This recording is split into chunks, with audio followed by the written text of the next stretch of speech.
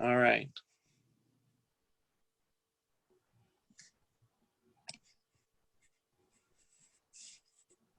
So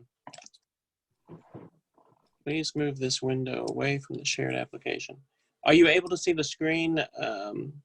Yeah, I see a screen and a finger, Sebastian, but don't see anything else yet. Okay. So there's something that is. Let me see if I can share it in this way.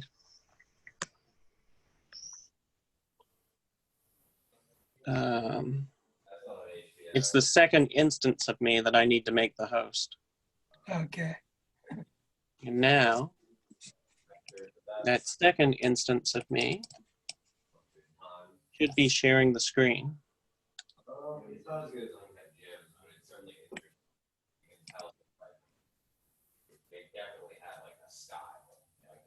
All right.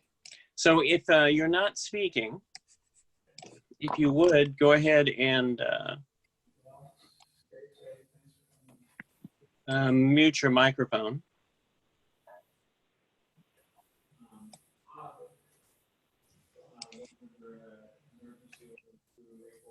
And now you should be able to see,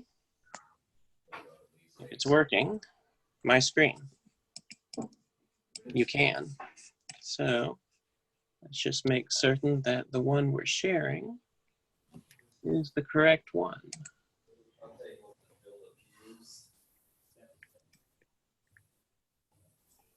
Okay. All right. So you should be able to see it now. Now, on occasion, I'm going to cough, but don't worry about my ability to spread any coronavirus. I am, the computer viruses are different. I like the idea that our society has become more charitable to one another. And so that's part of what this home arrest has done for us, I think. But we'll have a chance to talk about that perhaps as we talk about the way in which we're relating to our students in an environment that is hybrid at best. So we can't physically be in our classrooms, we can't physically engage our students in the hallways or in the refectories or on the grounds. So this is the new reality, at least for now, and hopefully it won't last too much longer. But while it lasts, it's important for us to be able to learn how to not be conquered by it and to thrive in this new kind of teaching and learning environment. So the nature of this presentation, and what I'll do is I will use the Zoom format that I have, mixing it with a presentation software called Prezi. And if you're familiar with Prezi, you're familiar with that. It's a kind of a PowerPoint on steroids. That is, it's not necessarily linearly based. You can jump around different areas of a common map, but everything comes back to a central image.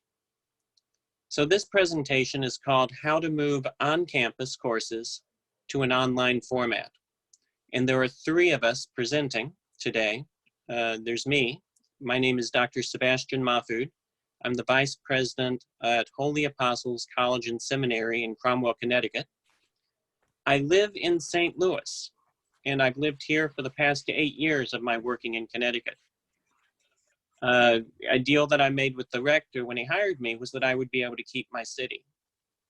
And over the course of the past 8 years, I developed an online program that this year will hit $2.4 million in student tuition revenues. When I entered Holy Apostles back in 2011 as an interim director of distance learning, the program was earning about $300,000. And Father Sergius Halverson, who is one of our presenters today, was my predecessor in that program. Prior to my moving to Holy Apostles, which is a Catholic seminary and college, I worked for 12 years at Kenrick Glennon Seminary in St. Louis. And so now I've been 20 years in Catholic theological education. I like to tell people I've been in the seminary 20 years, but I'm not one day closer to ordination. Father Halverson will be followed by Dr. Phyllis Ennis, who is also one of our presenters and who's here today. And she's going to talk about a way to train faculty in how to do this as a normal part of their business. It's an interesting world in which we live when we engage these technologies for so long as options that our faculties could pursue. And suddenly it's no longer an option. It's something we actually have to turn into a reality. It's something we're doing, and by force, all at once. So I'll move to the next slide.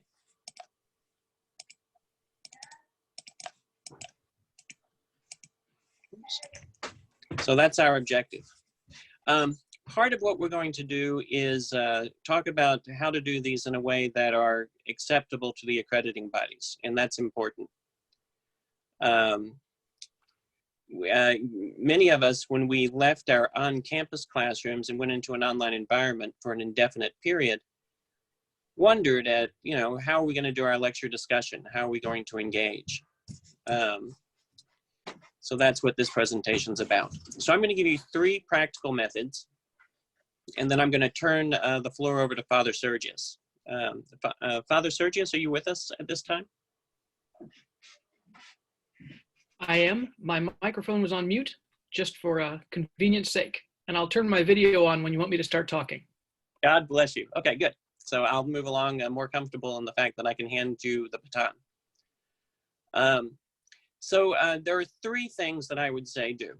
And there's many more than 3 things, but I figured 3 was enough, at least for this introductory webinar. The first is to avoid further disruption. Stay the course with your syllabus. You're delivering the same content. You're just doing a different way of delivery. A friend of mine, Jim Rafferty, with whom I worked for a number of years back just after the year 2000, when the Wabash Center gave out those $300,000 technology grants. Jim Rafferty used to say that our faculty had a condition called upholsterophobia, or anupholsterophobia. Anupholsterophobia is a fear of not being able to cover all the material. And he said that in a classroom environment that is designed as a lecture discussion, it's often the case that you'll have 25 students in the classroom, and you'll have only 6 students actually engaging in discussion. And the professor, when he engages, or when she engages in discussion with the students in the classroom, is picking up sound bites, is trying to get some feedback from the students, but will continue with the lecture as it was designed, especially if there's a PowerPoint or if there's something that was put together to assist in the delivery of that lecture. And the reason is the anupholsterophobia. The fear of not covering all the content and of being behind in your next class session when the students come back. One thing that online delivery does is it removes that fear. At least it gives you a valid way of addressing it in something called flipping the classroom. That is, you can offload lecture content to students so that they absorb it outside of the class, and then when they come to class and you've got those bodies in physical proximity to one another, or in this case, you don't have bodies in physical proximity, you have windows. So like I can see Roland, for instance, and Roland can see me. And Anne doesn't have her window open, and Father Sergius doesn't have his, at least in terms of cameras on. So this is as close as it gets to our being face-to-face in real time, even if not in real space. this virtual space is where we are. So if we're staying the course with our syllabus, I'm just going to go through a sample lecture discussion format. This is taken from week 10 of our Synoptic Gospels class on campus. And you can see how it's designed. Week 10 meets twice in the week, once on Tuesday, once on Thursday. The faculty member who is teaching this course planned to talk about the Gospel of St. Luke and present the students with a lecture concerning it. And then the students were asked to reflect on the following questions and be prepared to discuss them. So there are 3 questions there that the students were going to discuss over the course of those 2 days of class. And it may have been that Tuesday would have been more lecture heavy and Thursday would have been more interactive discussion, engagement. But you've got the lecture discussion there. It could have been that Tuesday and Thursday would have both been lecture heavy and the students would have been asked these questions. In a classroom, it could have also have been that the students would have been divided into groups, each group given a question, and then the groups would have talked about it at the end of their time together. In an asynchronous environment, when you move this class online, there is no lecture that takes up time in a classroom in front of the students. Each student experiences that lecture as a pre-recorded phenomenon or as a written phenomenon, which is the case of many of the early online courses where the lectures would be posted in a text format. So rather than an audiographic reality, they were chirographic realities. And the student would read the lecture, but couldn't respond to it, couldn't engage it, couldn't raise his hand and ask a question, unless there was a discussion board. Discussion boards leveled the playing field in terms of a classroom environment. In a classroom environment, in a 75-minute period, if a professor is worried about covering all of the content, that professor is not going to have time to engage all, say, 20 students in the classroom. 5 or 6 students raising their hands and providing sound bites, providing some kind of interaction, makes for a very good class lecture discussion period, even if 15 of them never said a word. In an online discussion board, all 20, to use that number, have to talk. All 20 have to post a response to something that they read and demonstrate a capacity for critical thought and analysis, which is sort of what we're looking for on a graduate level.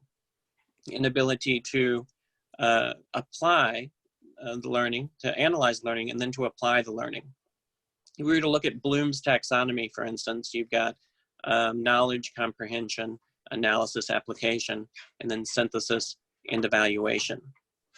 And on the graduate level, we're really concerned with students demonstrating that they know how to read within a discipline. It's on the doctoral level that we say, okay, now you have to demonstrate that you have the capacity to contribute to that discipline in an evaluatory manner. So in an asynchronous format, the lecture is front-loaded, and the professor's primary role is to proactively engage student responses. That is, when the students make their 300 to 500 word responses on the discussion board, and when they start interacting with each other by posting short replies to another classmate's response, that's the moment where the professor can enter into the life of that conversation and engage the students in real teaching moments, at least as real as they get in an asynchronous format. Now, there's something else that's better than the asynchronous format, and that's what we're doing right now. This is called the hybrid format. I have all my students in front of me. That's everybody in this room. And we're in real time. We're engaged. But I also can rely on the technologies I have at hand. So what I'm going to do is I'm going to have the students have read the Gospel of Luke prior to the first lecture. On Tuesday, if it's a Tuesday, Thursday class, I'm going to give a live lecture just like I'm doing now. You have the ability, if you've Zoomed before, if you've used video conferencing software before, you know that you can chat right now with each other while I'm talking. And that gives you a bit of freedom to explore topics outside of any interruption that may occur during the lecture. You can even ask questions in the chat room. And when the professor gets to a point where he says, okay, well, let's see what kind of questions have popped up, those questions can be displayed right on the screen. In a live lecture, I've got a video conferencing system like Zoom or like WebEx or freeconferencecall.com or any of the myriad of video conferencing systems that are out there. In some classes, when I bring in guest speakers, because at this point in my career, I'm mostly teaching online. Every now and then I get a live classroom in front of me, but it's mostly online, which gives me some freedom to bring in guest speakers that aren't physically located in my city. So I have, on occasion, when I teach a course in the New Atheism, I ask Stephen Barr if he'll come and give us a talk, or Patrick Madrid, or somebody who is an authority in a particular area of what it is that I'm teaching, who can come in and actually spend some real quality time with the students during one of these live sessions. And this session is being recorded, and the recording can be posted. And the posting means that if somebody wasn't able to make it to that session, then they're able to receive the recording after the session and still engage in the discussion board following the session. And that is extremely helpful, not only for this kind of environment that we have where I've got a live group of students and we're engaging and you'll post on the chat room or in the discussion board, but I can can this presentation. And I can use this presentation again in another class a year from now. The next time I offer my Synoptic Gospels class, for instance, or the next time I offer whatever class I'm teaching, because I've already got the video lecture done. That frees up time during the following semester for me to do more creative things. So you're probably wondering, what is more creative? So this hybrid format is what I've just discussed. There are other things that you can do. One of the things that when I was teaching in at Kenrick Glennon Seminary, a good friend of mine, Father John Paul Heil, and I were discussing what it would mean for him to turn his scripture classes into something that would rely on the appropriate use of technologies within the teaching and learning environment for the classroom. He said, you know, the one thing I want to do is teach the students how to love scripture in the way I love it. And I'm not certain that I'm able to do that, that I'm actually doing that in any given course or any given class session. And I said, okay, well, to teach them to love it in the way that you love it, let's practice with giving them an opportunity to sit at the control panel. To give them an opportunity to present their own thoughts in the context of a panel presentation to the class. And he said, but if they present their own thoughts, they won't like it because they'll say that they're here to learn from me, from the instructor, from the person who knows the content and can deliver it to them in a very succinct and particular way. So we resolved that problem with his developing materials for the students to review and to synthesize, and then to present what it is that everybody had already read that he had written, because he's a very prolific writer. He engaged the students in something called Bible Works, which those of you who are teaching in the early aughts know was a way for students to enter into a text in a meaningful and engaging manner. And that was all in the classroom. If he had to move online, if we had had a pandemic back then, he would have transitioned well. And when he left Kenrick Seminary and went to the Catholic University of America, he was considered to be one of the leaders and most progressive teachers and educators at the school, because he had learned some skills during his time at Kenrick Glennon that he could carry with him into another teaching and learning environment and really shine with them. In this particular example I've got in front of you, this is teaching research processes. Bill Badke offered a class through the Catholic Distance Learning Network some years ago. And the class that he offered taught faculty how to teach research processes within their own disciplines. It's often the case that we as faculty enter into a graduate classroom and assume that the students already know how to do research within our discipline because they learned it when they were undergraduates, how to do research. But anybody who's read a student paper and entered into the graduate level mind and spent any real time there knows that there are some skills that the students would probably be better equipped if they had. And so these days, we have students sitting at their computers, unable to go to the library, but with full access to the library databases.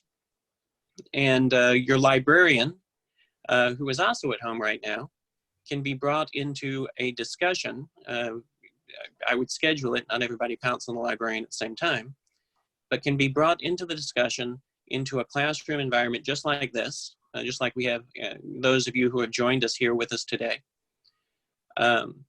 to walk the students through visually what the library databases look like, how they're engaged, what kinds of filters one can place on a keyword search, what are the best keyword searches to use, or at least exemplary keyword searches to use for a given topic. So that is an opportunity that we now have. And I don't know if you just saw my cat walked in front of the monitor, but you may not have seen that. Some advantages of working from home. And then the third thing I would suggest, aside from retooling into hybrid formats and using those formats in creative ways that are designed for those formats. I remember when PowerPoint first came out in the early aughts, and all of the seminaries in the country, the theological schools, many of them received those $300,000 grants from the Wabash Center. The first thing we did was spend tens of thousands of dollars turning our classrooms into smart classrooms. And then we ended up having professors use PowerPoint in the same way that they would have used a $59 overhead slide projector. At which point you say, maybe what we need to do is train the faculty how to use these tools in a more appropriate way. And the idea of teaching and learning with appropriate technologies was born, and whole institutes grew up around that idea and thrived. Like Wabash Center, the Catholic Distance Learning Network, right now the Faith-Based Online Learning Directors, which is hosting this conference, and so on. So number 3 is learn some tools. Learn a tool where you would have a need before you grabbed a tool. So I had a need once to provide lecture content to a classroom of students in Florida. And so what I did was I learned how to use video recording software and found a way to record where I had a kind of teleprompter on a screen where I could talk kind of like this and burn those videos onto CDs and mail them. So that was what I did when I was first learning how to do video conferencing. From Monsignor Michael Witt over at Kenrick Glennon Seminary said that whenever he walked into his classroom to teach his church history class, he was always having to teach about 30 minutes worth of basic European history before he could get into the church history in which it was contextualized. And so what he did was he put together, over the course of a several-year period, over 200 hours of audio lectures on Catholic church history. And you can find them now on his website. They're available. He'd assign those to the students. And then if the students listened to them before they came to class as part of their homework assignment, he'd be able to do things with them in the class that he didn't feel that he had the ability to do if he had to cover so many minutes of various European topics. So he was actually able to engage them in group discussions and in activities, which he found facilitated the learning environment because the students were engaged. So I would ask you a simple question, not that we have time to talk about it right now, but we'll do it at the Q&A. What are some of the tools that you found helpful already? And not because they're a gadget, and you could say, you know, I have a new gadget, I'm going to use it, but because it's you had a particular need, and there was some tool available or some tool somebody showed you that said, hey, I know that you've had this need for a while. I found something that might address it. And that's the equivalent of knowing what it is that you need when you go into a department store, rather than going into the department store looking for something to buy. So those are the three things I would say. And just to recap real quick, I'm just going to jump back to the first one because I can. Avoid further disruption, and focus on the fact that you're delivering the same content. You're just using a different way of delivery. Those are some different instances of how that can be done.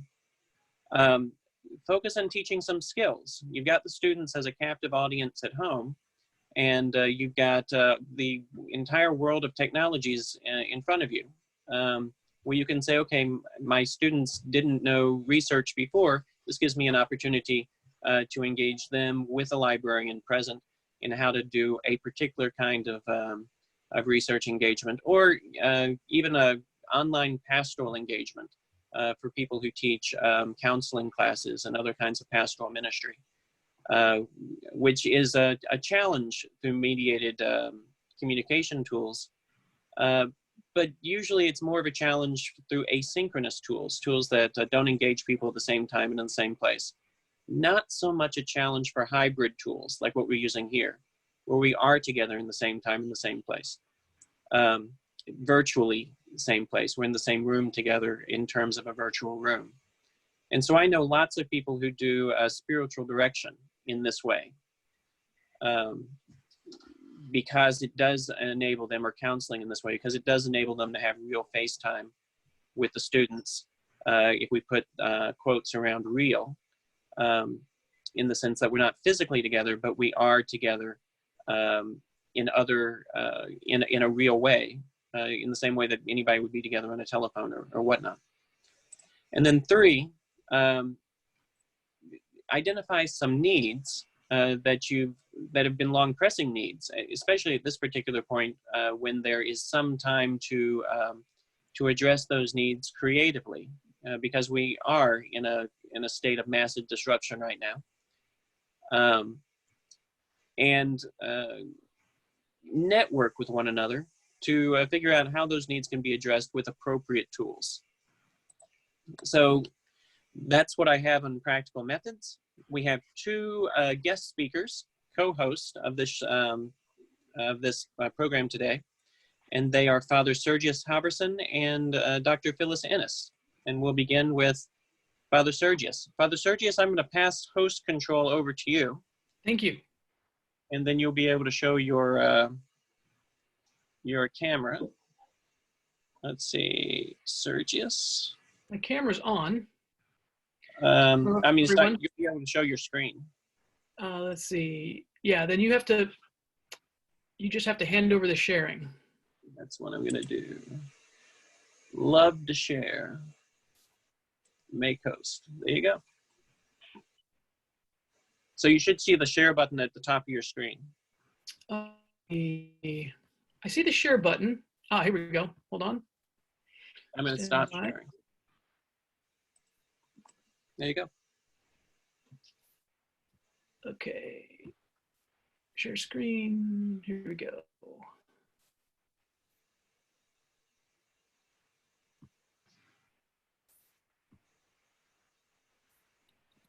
Oops. Hold on. There we go. All right. Can you see that screen? I can. All right. So I'm going to take, Sebastian, thank you very much. Incredibly helpful. And also you kind of already introduced me. Sebastian and I have been colleagues for, gosh, more than 15 years in different capacities. I currently teach at St. Vladimir Seminary. I'm the director of our Doctor of Ministry program, which is a hybrid program and I'm also the primary advocate for online learning at the seminary. So what I would like to present here, and I'll try to do this in about 10 minutes. Does that sound okay, Sebastian? 10 minutes? Yeah, 10 minutes would be great. Great. So what I call this is an emergency guide to online teaching. The idea here is primarily what a lot of people are finding themselves in presently, where there's not been a lot of run-up, there's not been a lot of time to prepare things. Faculty were running along on the normal semester schedule with face-to-face classes, and suddenly our institutions have been shut down, and now we have to make this immediate transition to online learning. So this is a kind of an emergency guide to online teaching. So the first thing that I'll talk about here is, I'm just going to change I think I'll put there we go. So home base, the LMS is your friend. LMS is the abbreviation we use for Learning Management System. So if you have a learning management system, LMS, make this the go-to location for all the material your students will need to succeed in the course. Now, some of you might be really well versed in your LMS, whatever that is for your institution. Some of you may not even know what that is. But the point is, you want to have an online home base for the students. So the second bullet here is, when they get lost, when the students get lost, and everyone gets lost sooner or later, they can return to the LMS to find what they need in terms of the content and resources, and also they'll be able to find where they need to go, the instructions for what they're supposed to do from day to day. So this idea is that, you want to use the LMS, you want to have a digital online home base for the students that would function exactly the same way that your classroom would, or that a professor's classroom would. Students get together once or twice a week. If they have questions, they ask those questions.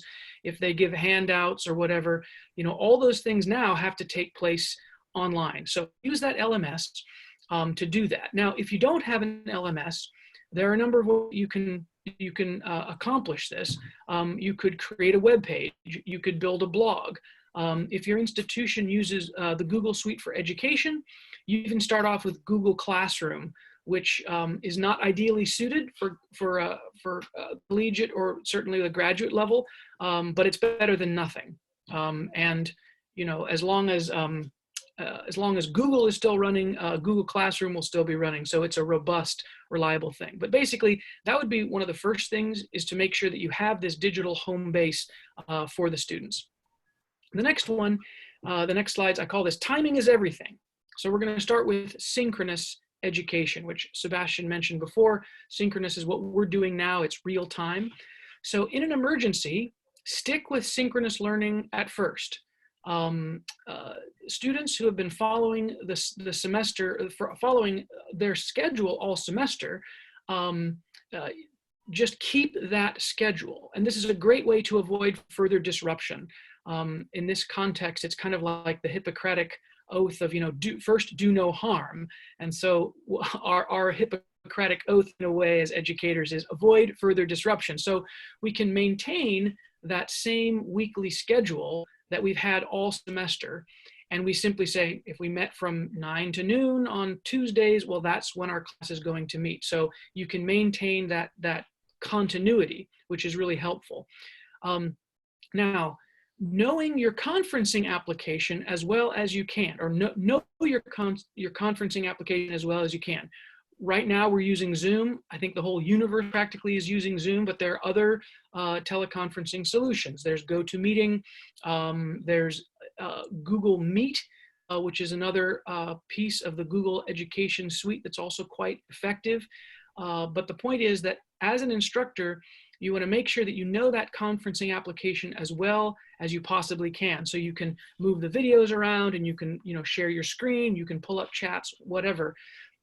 Practice with a colleague. That's the best way to learn it, is to actually use it. So, get a friend and say, hey, let's just have a conference using our conferencing software, our conferencing application, and let's just practice. And you can do that whenever you want. But it really tends, from the perspective of the faculty and the students, it lowers the tension level, because you're not on edge, trying to figure out, what do I do? Where do I go? How do I do this? And so forth. Okay. Now, again, in terms of this idea of synchronous learning, faculty who are used to kind of a lecture format, I would suggest that they break up their lecture content into about 15-minute segments, roughly speaking, and then have discussion questions prepared ahead of time so that you'll talk for, about 15 minutes and then stop. And then not only do you want to say, are there any questions? How's everyone doing? But actually ask questions. And what you could do is you can even, pick people. So I'm looking here at the video thing, and I can see, there's somebody named Stan Saunders. So I could stop and I could say, Stan, do you have any questions right now? Or I could even say, Stan, based on what I've just said, what do you think about XYZ? Don't worry, Stan, I'm not going to do that to you right now. But that's, and obviously you will already have somewhat of a relationship with these students because you've been working with them already. But the point is to get the students to respond, because they'll tend to just stay quiet. That's one of the things psychologically that happens on video conferences, is people just tend to sit there and just listen, kind of turns everyone into a wallflower. So partly this strategy of breaking up the lecture content is to kind of keep them on their toes. So partly it's a keep them on their toes strategy, but also it conveys the teacher's interest in the students, that, I'm interested in you as a person. Sebastian, how's your cat? Did I just see that thing creep across the screen, or whatever it might be? They know that they know that you know that they are there. So by intentionally engaging the students, they know that you know that they're there. And that's a positive thing, because that just helps us to build and nurture a communities of teachers and learners, which is something that's absolutely crucial for many reasons, especially at this time of kind of navigating this crisis. Okay, and now timing is everything about asynchronous learning. Sebastian already mentioned the idea of flipping the classroom. So as the semester goes along, and I wouldn't recommend that, if you're in charge of distance learning, or if you're an academic dean, I wouldn't recommend that anyone, instruct faculty to immediately flip the classroom, because that's a surefire way to overwhelm people. But as the semester goes along, and we still have several weeks, and who knows how long we're going to be in this mode of social distancing, faculty may want to start gradually flipping the classroom. And Sebastian gave a number of excellent suggestions on that. Basically, faculty can start preparing content in advance and post it to the LMS. Have faculty think about time together as time for discussion, not time for content delivery. Another way to do it is to, in advance, assign students to speak during the synchronous sessions. So in a way, think of courses more like seminars, like we would a graduate seminar, rather than simply thinking about them as, content delivery. So the idea here is to provide some resources for your faculty so that both they can be comfortable just continuing with the semester right now, and then also to start thinking proactively about how they might want to start modifying their courses, really to take advantage of things that we can do in an online environment that we really can't do, or is perhaps more difficult to do in a face-to-face. I think that's my last slide. It is. So I'm right at 10 minutes, so I'm on schedule. I get a positive mark for that, and I will. I'm going to check the chat for a minute, but I also want to make sure that I can stop my sharing so someone else can share. I think all I need to do is grab Phyllis and make her the host. So hold on, let me see if I can do that easily. Phyllis. Oh, may I offer one more thing? Sure. I just realized I almost committed the cardinal sin of doing an online teleconference. Always make sure that your device is plugged in and attached to the wall power before you start. Because if your battery runs down in the middle of your video teleconference, you're really in trouble. So sorry, that was learning by doing, full confession there. Sure. Sebastian, I think I have to stop my show. A presentation, so I won't need to share my screen. Good enough. Okay, go ahead. It's great to see everyone.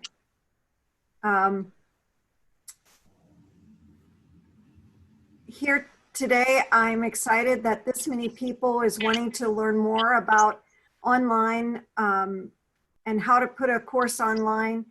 Sebastian and Sergius, they've just touched the surface of what you can know in putting your course online.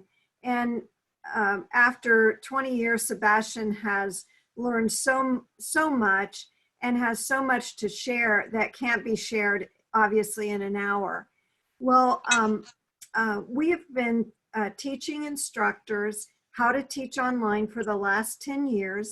It was called OTLP. Many of you may have seen our advertisements in your inbox.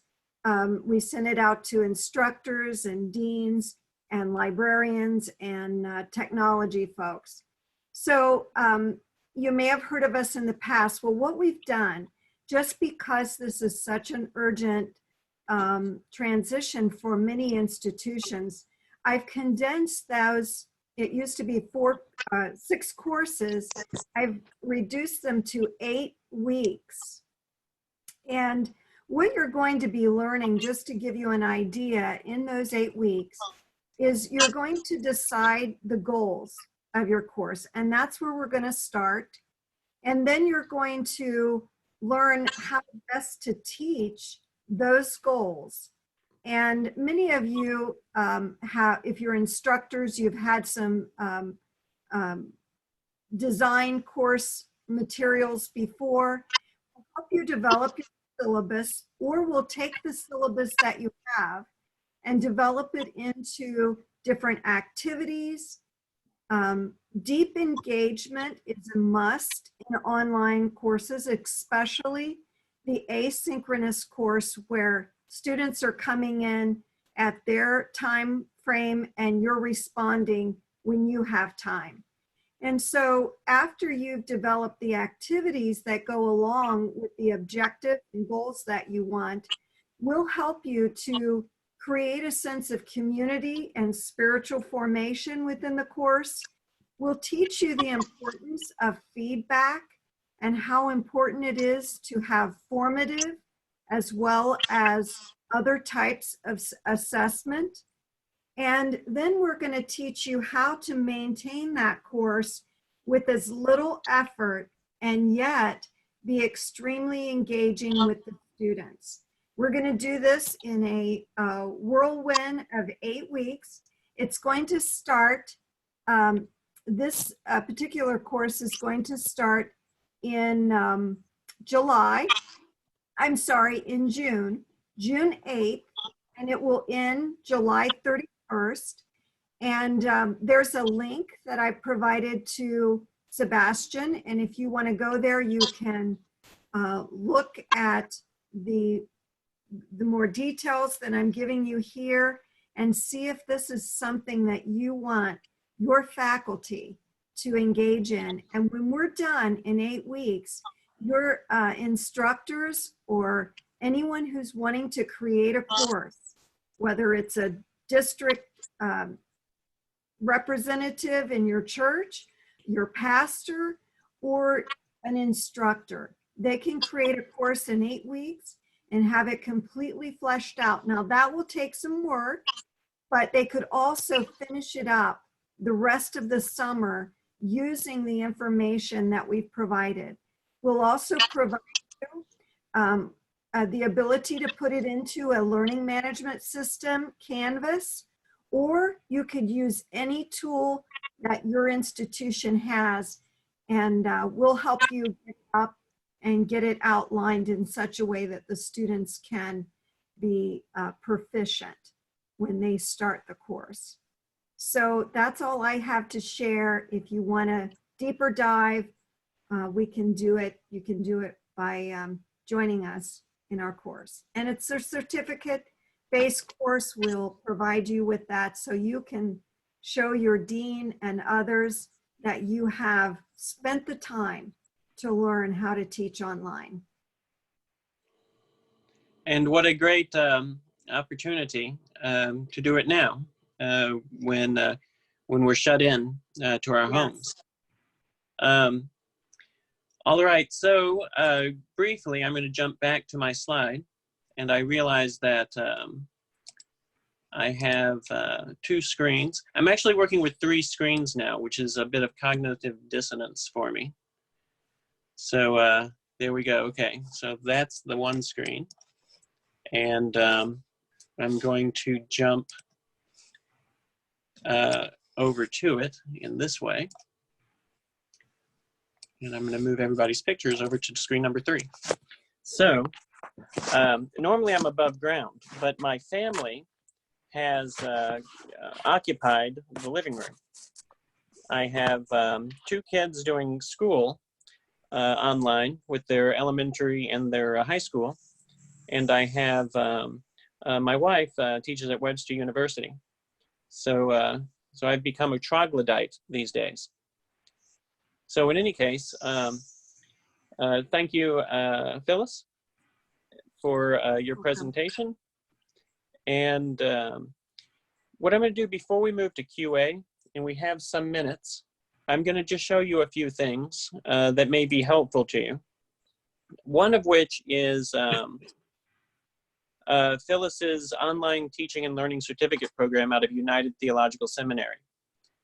If you go to united.edu/online teaching and learning certificate, with hyphens in between all those words, you'll find everything you need to know to engage that. Or you could write to Phyllis directly at pjinist@united.edu. Is that right, Phyllis?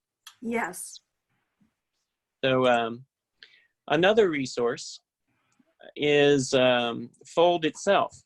Now, I think my introduction to you, at least via email from Vicki Dunham, introduced me as the co-chair, the senior co-chair of the Faith-Based Online Learning Directors, a group that's been around since 2013, where we grew out of the Technology and Theological Education group of the Association of Theological Schools. That was a group that Charles Willard formed, and Charles is here with us today, back in the spring of 2008. And if you've ever heard the phrase that some men are born great and others achieve greatness, and yet others have greatness thrust upon them, Charles Willard thrust greatness upon me, to paraphrase Malvolio's speech.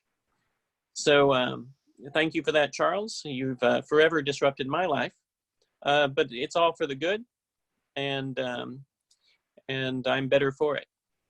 So if you get a chance, distancelearningdirectors.org. After this conference, I'm going to post a lot of material, hopefully material that will be directly relevant to you, because in the next 10 minutes or so, you'll type the kinds of things that you would need help with in the chat box, and I'll harvest those and create a resource page right here under conferences and events. Another thing that's useful is Facebook's. The Wabash Center has a Facebook page. So for those of you who have Facebook accounts, the Wabash Center has put together a private group called Taking Your Course Online. And you can join that if you know Paul Myrie, or if you search for Taking Your Course Online, you can ask to join that and they'll let you in. So this is helpful. Wabash, again, has been helping us since 1999 when they first gave away those $300,000 technology grants, which themselves were a form of disruption in our theological education. Access is an organization devoted to online teaching and learning, to specifically Christian online teaching and learning. They just had a conference in Dallas. They this is something that that you can join, just like you can join Fold if you want to, and engage not only in resourcing, but also in networking. A couple of tools. For those of you that want to give lecture content, there's 2 ways to do it. That is to record lectures and post those lectures in an environment where the students can access them. One is Learn25. Michael Bloom runs this company, and he has agreed to do quick turnarounds on any faculty lectures that he receives. So all you have to do is record one and send it to him. His team will edit it and send it back to you as an edited, polished lecture. He is very interested in in engaging in this kind of work. And if you've gone to Learn 25 at any point in history and you looked up their library, one of the things that they do is they bring faculty in to give 25-minute talks, and they give 15 25-minute talks, and then they're packaged those into audio CDs and put them on the market. So he's got a good system, and if you have an opportunity to check out learn25.com and write to Michael Bloom, tell him I said hello and that you're here to cash in on his promise. Finally, if you want to do it yourself, there's places like Zencaster. And you can start recording today, no installation needed. As soon as you're done, you know, there may be editing that you would do, but you'd be able to post that immediately for the students. So those are all the tools I have to show you in terms of actual tools. The next part of our talk is Q&A. So in the 10 minutes or so we have left, what are your thoughts? Does anybody have a question that Father Sergius or Phyllis or I can answer?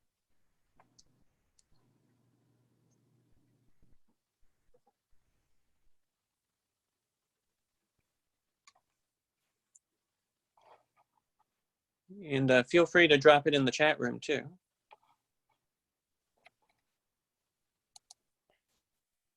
I'm actually going to open the chat room. So while I was talking, Sebastian, I think Charles posted a question that what's happening now. And I think that was in reference to this idea. I made a comment to say, you want to break up the content into smaller chunks and then stop and then, you know, call on people, you know, elicit feedback as opposed to just being content delivery. And if that's what your question was, Charles, then yes, that's what was happening then. I was not necessarily modeling best practices. I was just talking at you, and, you know, perhaps the way that this particular session has been set up is not the most participatory, but point well taken. No, what what I was saying was Sebastian just posted a chat to everybody. He said, like in a physical classroom, students may become passive rather than active learners if they're being fed by the equivalent of streamed lecture material. And in my Starkey way, I just said, is that what's happening now? Well, it was being mean-spirited, not being constructive, and I apologize. Thank you, Charles. I once attended constructively. I once attended a 90-minute lecture on the importance of engaging students in community activities, but it was a 90-minute lecture. I've done those. Yeah, I always thought of the irony on that. But anybody else? I mean, we can open up the room. Does anybody have on Friday, if you're interested, we're going to do this again, and we're just going to share stories. And Tim Westbrook, who is our recording secretary for the faith-based online learning directors, is going to lead a listening session. And there's a value in our just telling stories about what it is that we're experiencing, what it is that we're seeing, you know, the kinds of difficulties that students have adapting to this environment. If you think that faculty have difficulties and we look out at a sea of millennials and we say, oh, they can't possibly have the same difficulties. They do, because they may be used to using technologies of mediated communication in lots of different ways, but not necessarily bringing all of those technologies together in a cohesive learning experience.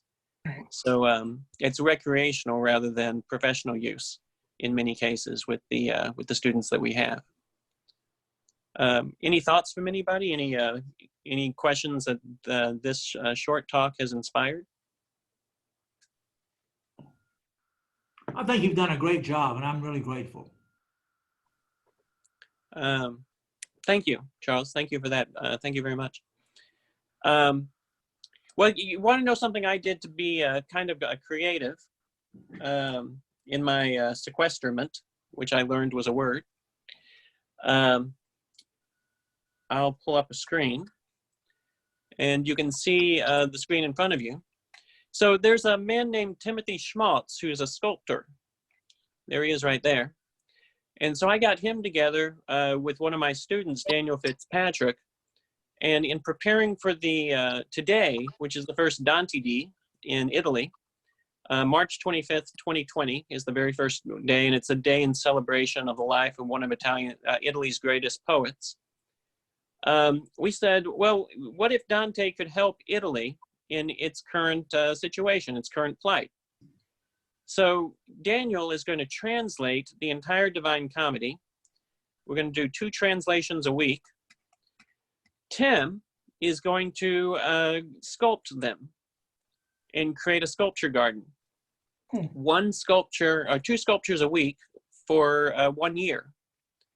And so on March 25th, 2021, on Dante D 2021, we will have 100 translated cantos, 100 sculptures that have been formed. And if you go to my page here, onwardbooksandmedia.com/help Dante help Italy, you will find that you can join, if you want to, a GoFundMe. Oh, the GoFundMe can't be reached. Well, here it is. And under the seminar. Oh, wow. So I wonder if I lost One more. the internet here. In any case, the point is that, but you can still see me. So I know I have the internet. The point is that this is going to be a fundraiser. So we're going to try to raise $700,000 this year to send to the hospitals in Italy to help those who have been displaced by the coronavirus and those who are most greatly affected, which are the migrants and the people of limited or no means. So this is what we do when we're bored in our spare time. So if, this is one of his sculptures right here. If you get a chance to look up Timothy Schmaltz, you'll see that he is a world-class sculptor. And I was blessed to just bump into him one day virtually. And it was a virtual bump into. I found him on LinkedIn and I said hi, and this is what resulted from it. Oh, cool. So feel free to be creative yourself and spread some joy throughout the world on a slow day when you're wondering, what am I going to do today? Well, you can do something like this. So that's it for me. And hopefully we will have an opportunity to get together again in a future session. Fold is going to put out some webinar notices over the course of this sequestrament. And I hope that you'll come back and that we'll be able to share stories with one another. So we didn't begin with prayer, but we can end with prayer. Charles, as my spiritual director and father from a different bloodline, would you be so kind as to lead us in a closing prayer? Yes. Let's pray, please. Dear Lord, we think we know so much, and then suddenly we discover how little we do know. And we discover again the bounty of your goodness and support that comes in so many ways when we just open our eyes and look, or close our eyes and pray. Enable us to continue to learn, continue to teach, continue to be gracious and thoughtful and kind and gentle. And we make this prayer in your name and for your sake. Amen. Amen. Thank you, Charles. Well, thank you, everybody. That's the end of today's session. This will be posted and available for on-demand use on Fold's website, distancelearningdirectors.org. And thank you for coming, and we hope to see you back. All right. Hey, Sebastian. Yes, Ron. When you're talking about Prezi, I think the term is parallax presentation. Parallax presentation. I like that. All right. Yeah. I think that's how they advertise themselves. That's cool. The parallax effect. Yeah. That's pretty neat. All right. Well, God bless everyone, and we'll see you back again soon, hopefully. Hey, yeah. Do you need some people to volunteer for presentations? Yeah. Would you do one, Roland? Yeah. Because I can I can do the same one I did at Access. Yeah, because we talked about went over the H5P technologies, because that gives folks about 40 different interactions they can use to engage with their students. All right. You're next up. Yeah. Well, Yeah. let's plan it. What do you think? Next Wednesday? Yeah, I can do it next Wednesday because I mean, I can do one for next Wednesday. All right, you're up. Timothy, are you still here? Yeah, he's still here. Okay. Oh, I see him. Good. All right. Well, let's plan it. I'll get Vicky involved. I'll write to her right now, and I'll include you on it, and we'll put together another announcement that we'll send out for next Wednesday. Thank you so very much, Roland, for taking the next one. Not a problem. Not a problem at all. We could do this all year, every Wednesday.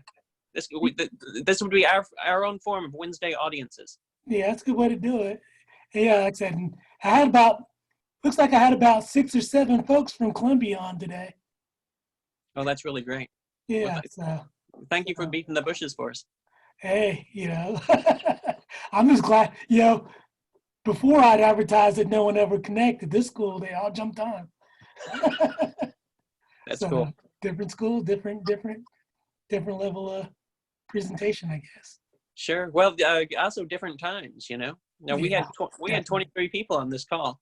Yeah. And there were some times when we would put out something, we're lucky if we get 6 or 7 of us. Yeah, I know. So it's a whole new day. Definitely.